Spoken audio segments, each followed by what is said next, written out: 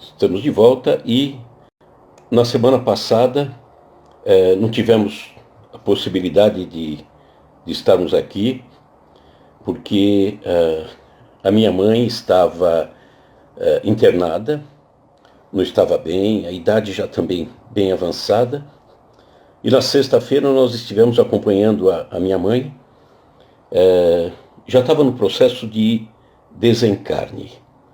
O nome dela, Yolanda. E está entrando aqui pelo YouTube a outra Yolanda, a nossa querida amiga, também Landinha, né, que a gente chama. E aí, na sexta-feira não dava tempo, ela estava fora de São Paulo e eu vim e acabei tendo que voltar às pressas para lá, porque na sexta-feira, praticamente no final, do que seria o final da nossa live, a minha mãe estava desencarnando, tinha desencarnado. Então, não teve como. Mas a vida é isso, e essa doutrina tão especial nos consola de uma forma tão forte, tão firme, que entendimentos que trazíamos do passado, com relação à partida de alguém, a gente já não consegue nem falar perda de alguém. Não perdi a minha mãe, né? Não tenho mais o toque físico, mas ela continua viva do mesmo jeito. Então, esse consolo que a nossa doutrina nos traz, não tem o que falar. No passado, em cima de entendimentos, não é crítica, é só uma questão de interpretação. No passado, a visão que nós tínhamos era sempre uma visão de medo, uma visão, um pavor. Para onde iremos? O que está acontecendo conosco? E ficava sempre um temor. A partida era algo tenebroso, horrível, para quem ia e para quem ficava. A doutrina espírita nos explica de uma forma tão diferente. E isso pacifica o nosso coração. Então, semana passada nós já íamos falar sobre as parábolas de Jesus. E hoje nós vamos falar de uma parábola também. Vamos começar antes, falando uma parábola, não é de Jesus essa parábola, mas parábola. Nós sabemos que é uma pequena narrativa que usa alegorias para transmitir uma lição, um ensinamento, uma determinada situação, e que nesse momento vem bem a calhar. Então, nessa narrativa, gostaria que minha mãe estivesse sentindo, né, o que nós entendemos aqui com relação ao episódio, e que tenhamos a certeza de que ela está bem recebida. E está sim, eu tenho certeza absoluta, né? Então, olha uma parábola, não é de Jesus, mas como se aplica. Então, são historinhas que nos dão uma mensagem. Diz que a partida, que muitos entendem como morte, não é morte. Então, a partir do desencarne de alguém, é como se um grande grupo de pessoas conduzissem uma pessoa que eles amam. Conduzisse, e que estava nos momentos finais, conduzisse essa pessoa até um porto, às margens de um mar. E chegando lá, todos eles chorando, aquela tristeza, sem sombra de dúvida. De repente, chegando no porto, está lá atracado um veleiro. E eles colocam nesse veleiro aquela pessoa que já não tem mais condição de continuar aqui encarnada. Todos chorando. E o veleiro começa a entrar mar adentro. E as pessoas chorando, acenando, se despedindo, tristes. E o veleiro vai indo mar adentro. Até que chega lá no fundo, lá na linha do horizonte. E eles chorando. Naquele local, naquela linha onde o céu se encontra com o mar. E de repente, um deles grita: o veleiro sumiu. Acabou. Não existe mais. E choram. E choram a partida daquela pessoa que foi para o outro lado. Mas não entendem. No mar, do outro lado, existe um outro porto. E nesse porto, Muitos estão ali aglomerados, muitos, cantando, felizes, aguardando. E de repente um daqueles que está lá no outro porto, do outro lado, grita: olha lá na linha do horizonte, onde o céu encosta com o mar. Eu estou vendo o veleiro. E todos cantam, batem palmas, estão aguardando, e o veleiro vem, vem, vem, e aquela alegria, até que o veleiro atraca no porto. Eles descem e pegam aquela pessoa que está chegando. Uma alegria total. Então, aquilo que para um porto era tristeza, para o outro porto era alegria. Então, aquilo que nós precisamos entender, ou fazer, nos colocarmos, nós que estamos no porto de cá, no porto dos encarnados, nos colocarmos em espírito no porto de lá, no porto dos desencarnados, e vermos a grande alegria que está acontecendo lá em razão da chegada daquele ser tão especial, daquele ser tão esperado e que é acolhido de uma forma maravilhosa. Isto é a morte. Então, precisamos entender isso, né? Isso nos traz um consolo. Então, que minha mãe esteja recebendo essa mensagem lá do outro lado. Vamos começar, e aproveito também para pedir desculpa porque o Covid me pegou, né? Mas sigamos em frente. Então, vamos falar sobre parábolas. Mas para começar a falar sobre parábolas, e vamos falar de parábolas de Jesus, começar a dar uma ideia das parábolas de Jesus, vamos começar então agora com uma historinha que estava realmente programada, né? Que diz assim: a verdade, era muito amiga de um sultão, lá num reino distante. E ela, a verdade, sabe de tudo. Ela tomou conhecimento de que naquele palácio onde morava o sultão, muito amigo dela, o primeiro-ministro estava roubando parte dos recursos derivados dos impostos. E ela, verdade, queria conversar com seu amigo sultão para dizer: olha, tome uma providência, o primeiro-ministro está roubando. E aí ela decide fazer o quê? Vai até o palácio do sultão. Chegando no palácio, ela bate as portas do palácio, vem um guarda e pergunta: quer falar com quem? Eu quero falar com o sultão. Pois não, quem é a senhora? Eu sou a verdade. O guarda, que estava mancomunado com o primeiro-ministro, faziam parte do mesmo grupo que roubava, ele pede para a verdade aguardar ali e sobe apavorado. Vai até o primeiro-ministro e diz: ministro, tem uma pessoa que quer conversar com o sultão e isso vai dar problema. Quem é essa pessoa? Ah, ministro, ela disse que é a verdade. Meu Deus, a verdade, disse o ministro. Se a verdade for falar com o sultão vai conhecer toda a verdade. Não podemos deixá-la entrar. Como que ela está vestida? E aí o guarda diz: ela, verdade, está nua. A verdade é nua e crua, né? Como a gente diz. Ela está nua. Ah, então vá lá e mande-a embora. Diz que nessas condições ela não pode entrar, não. O sultão não vai recebê-la.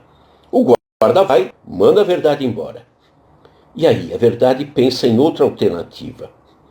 Ela vai no dia seguinte e se apresenta como sendo a realidade. O guarda para, espera um pouquinho aqui fora. Corre novamente para o ministro e diz: ministro, tem outra mulher querendo conversar com o sultão. Quem é essa mulher? Ela diz que o nome dela é Realidade. Meu Deus, Realidade! Se ela chegar até o ministro vai saber o sultão vai saber de tudo. E aí, nós iremos presos. Como que ela está vestida? A Realidade. E o guarda diz: ela estava suja, esfarrapada, cabelo todo desgrenhado. A Realidade estava feia, né? Dentro do palácio. Ah, então vai lá e diga para ela ir embora, porque nessas condições ela não pode falar com o sultão. O guarda vai e manda a Realidade embora. Dia seguinte, bate a porta, outra vez uma mulher.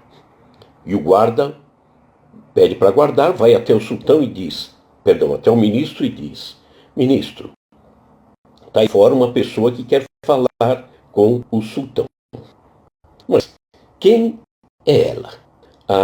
Ela diz que é a Fábula. Fábula? Mas como que ela está vestida? Que ela está? E ele fala, olha, impressionante. Ela veio numa carruagem dourada. É ouro. E vem à frente arautos trazendo urnas com moedas de ouro, pedras preciosas. O sultão não poderia receber, né? Mas aí o primeiro-ministro diz, olha, se essa pessoa, essa Fábula, entrar, ela vai trazer tudo isso para dentro. Nós vamos ter a oportunidade de pegar parte disso. Então, fala para eu entrar, sim. Fala para eu entrar. O guarda desce e uma comitiva traz a Fábula até a presença do sultão. Chegando diante do sultão, a Fábula tira sua roupa e se mostra como ela realmente era. A verdade. É a verdade. E ali, naquele momento, o sultão toma conhecimento de tudo que estava acontecendo de errado. O primeiro-ministro e aqueles que o acompanhavam são presos e o dinheiro volta a benefício do povo. Essa historinha nos chama a atenção, porque a verdade nem sempre pode ser apresentada de imediato. Isso a gente sabe, né? Porque ela encontra obstáculos em nós, em muitos de nós. Quando falamos a verdade, rechaçamos ou somos rechaçados. Porque a verdade, muitas vezes, fere interesses. Como fere interesses?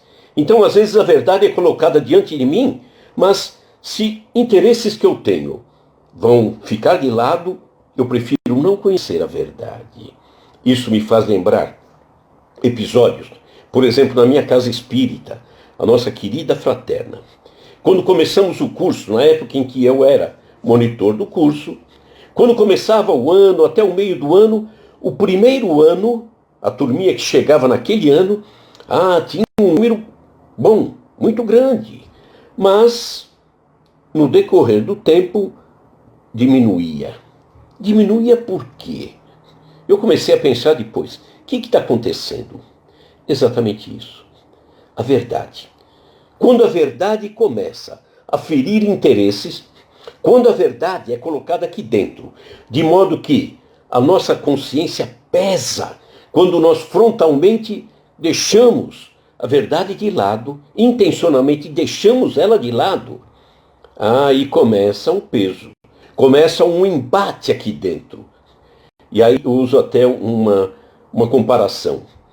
Se eu fosse um vendedor de tecidos e que alguém me pedisse 1 metro, me dá 1 metro desse tecido, e eu pegava a fita métrica, esticava e vinha até aqui. Aí eu pegava a tesoura, na hora de cortar, sem querer a tesoura voltava um pouquinho, sem querer, e cortava. 1 metro virava 90 centímetros. Quando eu conheço a verdade, 1 metro é 1 metro. E aí, quem vai vencer? A verdade ou outros interesses? Aquele que eu der mais valor, né? Então, a verdade, ela vem para machucar, para detonar os vícios, para acabar com o comodismo. E para receber a verdade, nós precisamos ir nos preparando. E quando eu falo verdade, é a verdade em todos os campos da atuação humana. Não estou falando na parte religiosa, estou falando no geral. Então, quando eu quero ser um médico, eu tenho que ser um bom médico, tenho que ser humano, tenho que olhar as pessoas como seres iguais a mim, que estão ali muitas vezes tão dependentes, e eu preciso tratar com humanidade.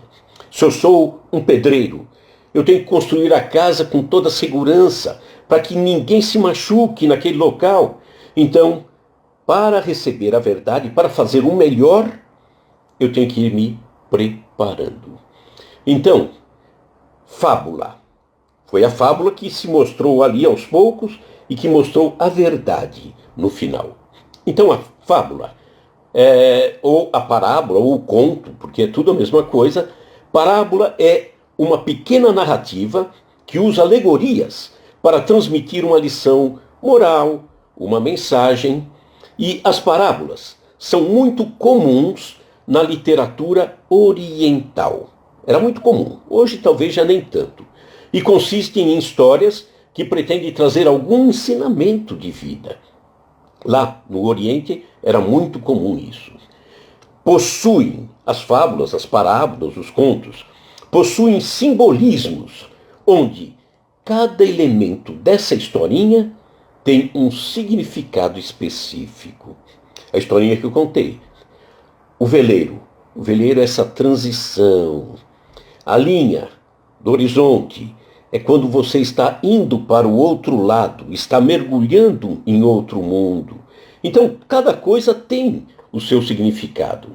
E o ancestral mais antigo, né, vem de um termo grego de retórica, parabolé, que o latim adotou como parábola. Então, o que quer dizer comparação. Simile. Eu faço uma parábola, ela vai ser comparada com determinadas situações. Então, através de uma história, de uma historinha cheia, né, de alegoria, eu consigo entender uma verdade profunda até. Parábolas são ensinamentos que ficam como sementes aqui dentro. Eu vou falar só 2, 3 palavrinhas, vocês vão completar. Em parábola, fábula.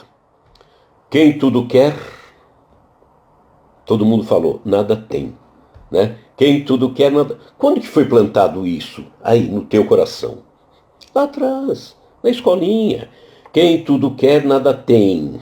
Era para combater o egoísmo, a ganância. A parábola ou a fábula da cigarra e a formiga falava do trabalho, da previdência, do esforço, da preguiça. Os 3 porquinhos é fazer sempre o melhor, se esforçar, né, para progredir. Então, são sementes que precisam aqui dentro serem cuidadas ao longo da vida inteira, para que ela germine, para que ela dê frutos. Portanto, as parábolas ou as fábulas são doces lembranças lá do passado e orientações que vêm lá de trás e que não se apaga em nós. Mas de onde veio as parábolas? Bom, muitos imaginam que La Fontaine, francês La Fontaine, seria o pai. Não, não é ele. Ele apenas se inspirou em Esopo, ou Esopo, né? Não tem a pronúncia certa, que nasceu na Grécia Antiga no ano 620 aproximado, antes de Cristo, e que desencarnou no ano 564, lá na Grécia Antiga. Esopo, por exemplo, uma das historinhas que é conhecida, que a gente tomou conhecimento, é aquela da comunidade de ratos que viviam em um determinado local e que de repente começam a perceber que os ratinhos iam diminuindo o número. Alguém estava matando os ratinhos. E aí eles percebem a presença de um gato. E agora? O que fazer? Seremos todos mortos, diziam os ratinhos. E aí, o que vamos fazer? E aí começou uma grande assembleia. Um deu um palpite, outro deu outro palpite, outro uma ideia, outro... Aí um falou, olha, eu tenho uma ideia. Se nós pegarmos e amarrarmos um guizo, um sininho, no rabinho do gato, quando o gato se aproximar de nós, vai vir, né, com o sininho lá fazendo barulho, a gente se manda, foge. Aprovado por quase unanimidade. Menos um. Todo mundo aprovou, beleza. E por que você, esse um, por que você não aprova? É porque não tem como. Mas não tem como. É o quê? Não entendo. Não, a grande pergunta é, quem vai amarrar o guizo no rabo do gato? Só isso. Então era uma ideia que era impossível de ser concretizada pelos ratos. Então, olha como é interessante, como passa uma ideia, né? E aí, La Fontaine apenas utilizou de muitas fábulas de Esopo ou de Êxopo. E agora vamos falar de Jesus. Essa live não é para falar de La Fontaine nem de Êxopo ou Esopo. Jesus, a Terra, a nossa Terra, aqui, o nosso planeta, tem aproximadamente 4 bilhões e meio a 5 bilhões de anos que ela existe. E Jesus, a grandeza de Jesus é tamanha que ele acompanha a Terra desde o seu surgimento. Desde o momento em que ela começou a existir, Jesus já estava no comando e se converte no governador do planeta.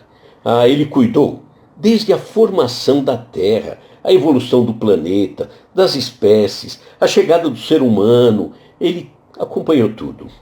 E Emmanuel, o grande mentor de Chico, disse que a grandeza de Jesus se perde entre as colunas do tempo. Jesus abandona as estrelas. Jesus abandona o infinito. E há 2000 anos atrás vem fisicamente à Terra para trazer as verdades maravilhosas do Pai. Agora, imaginemos a dificuldade para falar e ser entendido. Há 2000 anos.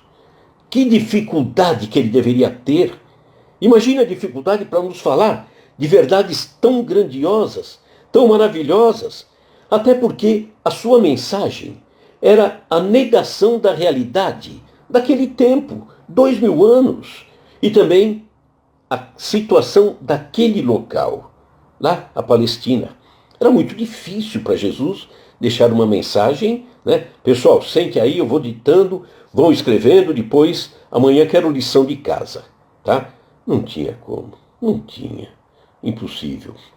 O amor, naquela época, era próprio das mulheres e dos escravos. O homem que demonstrasse amor era até um sinal de fraqueza. Não era próprio do homem, não, naquela época. E como, então, transmitir a sua mensagem ser entendido, mesmo que parcialmente, naquela época? Como? Era complicado, muito complicado. O povo se aglomerava em torno de Jesus, né? As narrativas estão no Evangelho. Jesus começa a convidar os discípulos e logo em seguida, lá na região da Galileia, região linda, e ali ele começa a falar com o povo. Mas como? Todos ficavam em torno de Jesus. Ali queriam estar com ele e queriam ouvir, queria tocar, queria que Jesus fizesse um milagre. Então Jesus tinha uma dificuldade enorme para uma transmissão mais direta dos temas. Era meio complicado. Além disso, o nível intelectual das pessoas naquela época era baixíssimo. Então, sentado em um banquinho, em um barquinho, ali nas margens do mar da Galileia, começou a falar como quem falava com as crianças. Começou a falar através de histórias. Começou a falar através de parábolas. E tocou o coração. Porque as pessoas, como eram infantis espiritualmente, é como as crianças que nós temos, filhos, netos, sente ao lado deles e comece a contar uma historinha. Ele que estava aprontando, correndo, ele se senta porque ele quer ouvir a história. Chama a atenção. Então Jesus se utilizou de parábolas. E diz assim: então os discípulos se aproximaram de Jesus e lhe perguntaram: por que o Senhor fala com eles por meio de parábolas? Ao que Jesus respondeu: porque a vocês, os discípulos, é dado conhecer os mistérios do reino dos céus, mas a eles isso ainda não é concedido. Eles ainda não entendem. Pois ao que tem, mais será dado, e terá em abundância. Mas ao que não tem, até o que tem lhe será tirado. Jesus usava de palavras assim que nós temos que raciocinar, nós temos que buscar entender, nós temos que viver, tentar viver o pensamento de Jesus. Aquele que não tem, até o pouco que tem será tirado. Né? Com o tempo nós vamos explicar isso também. Por isso, falo com eles por meio de parábolas. Porque vendo, eles não veem. E ouvindo, não ouvem, nem entendem. Assim, nele se cumpre o profeta Isaías, que disse assim: ouvindo, vocês ouvirão e de modo nenhum entenderão. Vendo, vocês verão e de modo nenhum perceberão. Porque o coração deste povo está endurecido. Ouviram com os ouvidos tapados e fecharam os olhos, para não acontecer que vejam com os olhos, ouçam com os ouvidos, entendam com o coração, se convertam e sejam por mim curados. Quem quiser ver isso aí, esse trecho está em Mateus capítulo 13, versículos 10 a 15. Desculpa. Então, Jesus falava por parábolas. Era a forma de prender um pouquinho o povo. E aí, o homem que buscava, e que no caso os discípulos, eles tinham uma busca maior. Eles tinham um desejo maior de uma compreensão. Então, as parábolas não seriam talvez tão importantes para eles, mas eram também. Mas para aquele que nada queria saber, aquele que vinha só para tocar Jesus, quando ouvisse Jesus contar uma parábola, ele parava, se encantava com Jesus. E aí daqui a pouco aquela historinha, ele ia falando, conversando com outro, alguém lançava uma ideia, ele começava a raciocinar sobre essas coisas. Isso é maravilhoso. Jesus afirmou, está em João capítulo 14, versículo 6. Eu sou o caminho, a verdade e a vida. Ninguém vem ao Pai senão por mim. Em João também, capítulo 8, versículos 31 e 32. Se permanecerdes na minha palavra, sois realmente meus discípulos, e conhecereis a verdade, e a verdade vos libertará. Mas, e as dificuldades para dizer, né, isso tudo? E como ficam as verdades ditas por parábolas? Jesus deixou verdades através de parábolas. Então, parábolas é interessante. Quando estamos buscando entender cada vez mais Jesus, a mensagem dele, nos aprofundarmos, nós vamos ver que essas verdades, elas começam até a crescer ou ficar mais claras, né? De acordo com o entendimento da mensagem dele que nós vamos colocando dentro de nós. À medida que esse entendimento se amplia, o que eu consigo decifrar em cada parábola é coisa nova, maior, mais bonita. Então, vamos aprendendo a decifrar as mensagens embutidas em cada parábola. E cada vez mais nos vamos encantando com tanta beleza, com tanta verdade, né? Vamos fazendo novas comparações com a mensagem que já compreendemos. E vamos comparando com o que imaginávamos no dia anterior. Então, aquelas pessoas que imaginam que a mensagem de Jesus é algo estático, parado, engessado. Não, não é nada disso. É dinâmica a mensagem do Mestre. Ela cresce, ela evolui. Então, isso vai crescendo à medida em que eu vou me aprofundando, que eu vou raciocinando, vou vendo um Jesus cada vez mais amplo, cada vez mais bonito, cada vez mais completo. Nós falamos em lives anteriores, sobre a possibilidade enorme dos romanos terem mexido, manipulado na mensagem de Jesus, né? Manipulado a mensagem.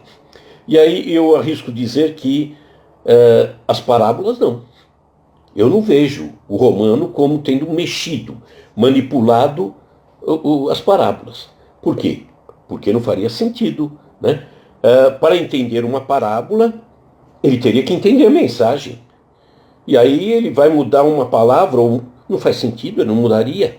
Aquilo é uma historinha infantil que ele não conseguia entender, interpretar. Se ele conseguisse interpretar uma parábola, beleza, ele já tinha compreendido Jesus. E se tivesse compreendido Jesus, ele não mexia em nada, ficava quieto. Então, o problema é que século XXI, dias de hoje, a humanidade, com relação à mensagem do Mestre, ainda se prende a vírgulas e pontos. Está olhando ali, olha, esse ponto aqui, depois ele disse isso, ponto, agora ele disse isso.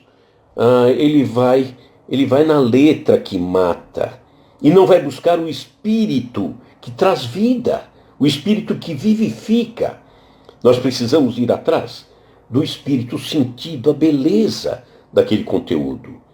A maior parte da humanidade ignora que Jesus, na época, não teria como afrontar imediatamente tudo aquilo em que o pessoal naquela época acreditava. Jesus não vinha, por exemplo, né? Jesus falou naquela época de céu e inferno. Então, céu e inferno existe, porque Jesus escreveu. Jesus não tinha como mudar as coisas de um momento para outro, né? Porque céu e inferno, por exemplo, não vou nem dizer que é um entendimento, é uma bagunça de entendimento que vem de milênios. Entendimentos os mais variados, os mais estranhos, os mais complicados, os mais desencontrados possíveis. E Jesus, usando uma expressão que usamos no século XXI, Jesus não poderia abolir o céu e o inferno entendido pelas pessoas, ele não poderia abolir aquilo tudo numa canetada.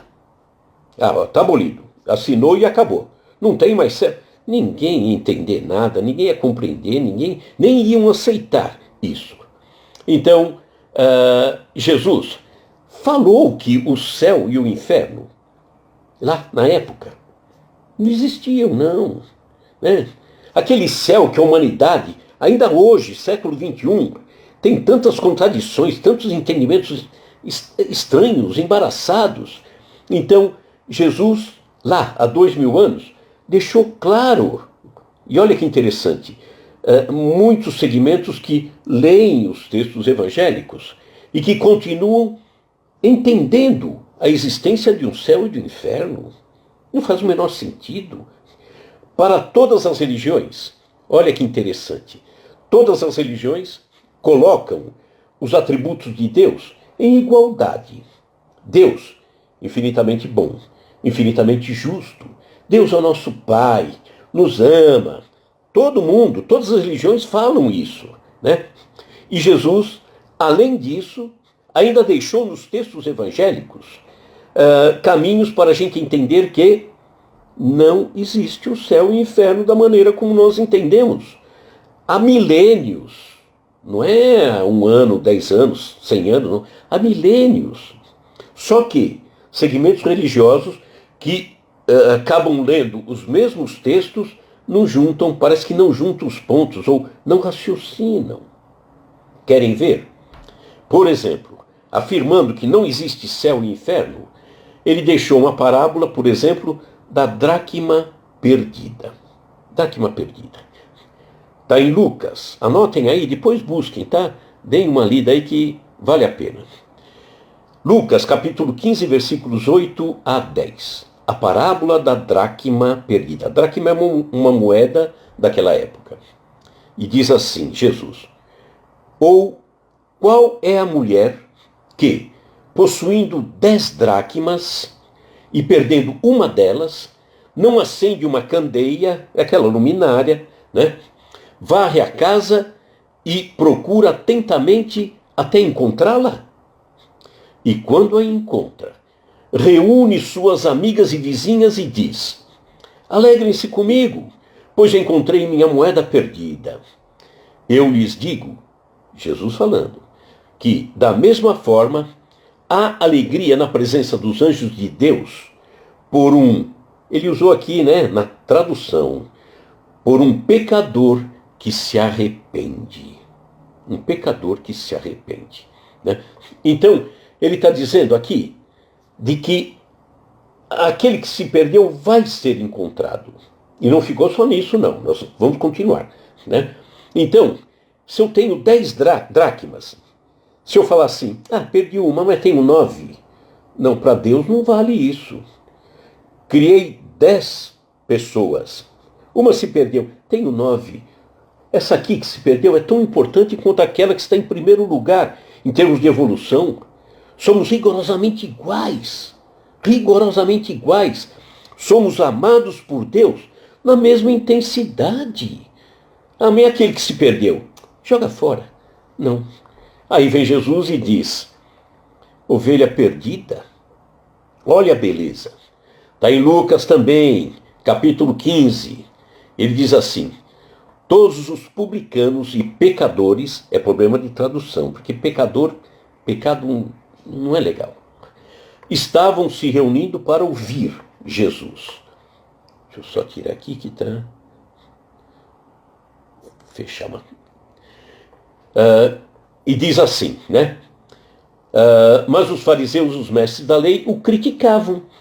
Esse homem recebe pecadores e comem com eles? Os publicanos e fariseus falavam. Então Jesus lhes contou esta parábola, dizendo assim, qual de vocês que, possuindo 100 ovelhas e perdendo uma, a semelhança com a dracma, não é? E perdendo uma, não deixa as 99 no campo e vai atrás da ovelha perdida até encontrá-la? E quando a encontra, coloca alegremente nos ombros e vai para casa. Ao chegar, reúne seus amigos e vizinhos e diz, alegrem-se comigo, pois encontrei minha ovelha perdida. Eu lhes digo, Jesus falando, que da mesma forma haverá mais alegria no céu por um pecador que se arrepende do que por 99 justos que não precisam arrepender-se. Está falando o quê? Vai se arrepender. Tem a parábola, vamos ser mais rápidos, a parábola do filho pródigo. Nós vamos ter a oportunidade de falar sobre parábolas. Filho pródigo é aquele pai que tem 2 filhos, um pede ao pai que dê a parte que lhe cabe na herança, vai para o mundo, vai gastar o dinheiro lá fora. O mais velho fica, esse mais novo que vai para o mundo, perde tudo, vai na farra, na folia, daqui a pouco ele está passando fome e ele fica sempre pensando na casa do pai. Se eu tivesse com meu pai, se eu estivesse lá com ele, até os trabalhadores da casa dele têm o que comer e eu aqui não tenho. E aí, envergonhado até, ele decide voltar até o pai. E que desculpa que eu vou falar para o pai. Puxa, pai, eu era imaturo na época. Eu não pensei bem. Me desculpa, o senhor pode me perdoar? E começa a empreender o caminho de volta. Chegando perto da casa do pai, o pai abre a porta e vê o filho vindo longe. Não deu nem tempo para o filho pedir desculpas. O pai correu, abraçou aquele filho, mandou dar uma túnica nova, um novo par de sandálias, fez uma grande festa. Por quê? Porque aquele filho estava perdido e foi reencontrado. Nós vamos falar depois com muito mais tempo sobre essa parábola, que é muito linda. E se não bastasse isso, ainda tem, procurem Mateus, capítulo 18, versículo 14. Jesus dizendo, assim também, não é vontade de vosso Pai, que está nos céus, que um destes pequeninos se perca. Ninguém vai se perder. Erramos, falhamos. Sim, é próprio de quem está crescendo, de quem está evoluindo, e que a cada novo entendimento que eu vou colocando em mim, significa que subi um degrau. E se subir um degrau, eu estou com um entendimento tão fresquinho na cabeça, no coração, que eu posso falhar. Óbvio que posso. Tudo que eu tenho direito é de errar em algo que eu estou ainda consolidando dentro de mim. Quando estiver consolidado e eu souber fazer, aí eu não devo errar de novo. Mas, enquanto está se consolidando, eu tenho até o direito de errar. Né? Errei, puxa, falhei, vou lá e faço o correto. Então, aquele negócio de pecou, vai para um fogo eterno. Esse Deus não é justo, esse Deus não é bom. E aí, como nós falamos, da partida, né? Partida da minha mãe.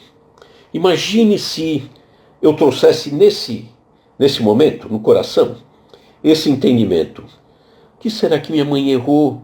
Para onde será que ela está indo? Será que ela vai para o inferno? Meu Deus, olha o sofrimento. E ela partindo. Como que ela partiria? Eu não fiz tudo rigorosamente certo. Eu errei aqui, eu errei ali, que é normal, somos humanos. E como é que eu vou partir? Terrível, terrível. Então, falando isso, será que as pessoas não enxergam, né? É como se as pessoas vissem e não enxergassem, ouvissem e não escutassem o sentido das parábolas. Para mim ela é extremamente clara e vai ficando mais clara a cada vez que eu vou colocando mais entendimento. Por isso ele disse, é preciso ter olhos de ver, ouvidos de ouvir. E o ensino do mestre não é raciocinado. Lamentável. Mas Jesus prometeu que viria para, o Consolador prometido, que viria para corrigir, para ampliar, para arrumar aquilo que ele falou e que foi deturpado. Que ele viria para colocar no coração do homem uma semente nova. Olha, meu amigo, eu falei tanta coisa, será que não dá para você engrenar isso? Será que não dá para raciocinar um pouquinho? Você é tão inteligente na tua formação profissional. Você é um médico competente, você é um engenheiro capaz, você é isso. E você não consegue raciocinar, buscar a lógica. Às vezes é um cliquezinho, mas esse botãozinho que vira não está, às vezes, muito ligado na própria pessoa. Então, ele vem, Jesus, o Consolador, ele vem para ampliar esse conhecimento nosso. Ele vem trazendo novos ensinamentos para que a gente aprenda isso tudo. Mas é preciso se esforçar. Vamos nos esforçar. Sim, sair da mesmice, com afinco, se dedicar. Temos que acreditar em nós mesmos e entender que o ensinamento dele não pode ficar parado, estacionado. Mas, exemplo, hein? Exemplo. Eu assisti, no fim de semana, eu fui assistir a missa, o padre falou isso, achei tão bonito. Nossa, estou satisfeito. Olha, eu fui na reunião pública no Centro Espírita, ouvi a palestra, agora já está bom. Não está bom. Não está bom. É preciso conhecer, se aprofundar, ler, raciocinar, pensar Jesus, para viver Jesus. Então, é preciso que a gente acredite no nosso potencial de mudança. Potencial que nem sempre acreditamos. Por quê?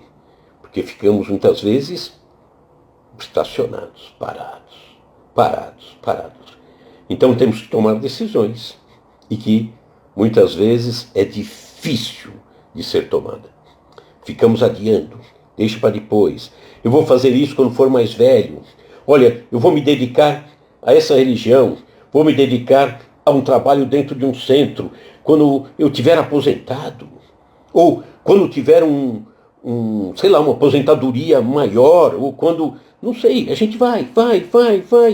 E o nosso potencial está aqui dentro. Só não lançamos mão e ficamos, às vezes eu digo isso, né? Ficamos passeando de bicicleta ergométrica. Pedalando e não saímos do lugar. Ficamos no mesmo lugar. Então, ainda teríamos mais coisa, mas se aplica também a continuidade, que seriam parábolas, né? Mas, só para a gente descobrir que pode fazer mais. Vamos encerrar com uma historinha, né? Vamos lá, historinha é bom porque grava. Não vão lembrar quem contou, não vão lembrar em que situação foi dita, mas a historinha fica marcada aí e vai trazer um entendimento diferente. Essa historinha diz que um homem extremamente rico, ele resolve dar uma grande festa na sua mansão. E aí convida as pessoas vêm e no jardim todo mundo reunido, dançando, cantando, aquela coisa toda. O rico manda parar a música. Parou a música.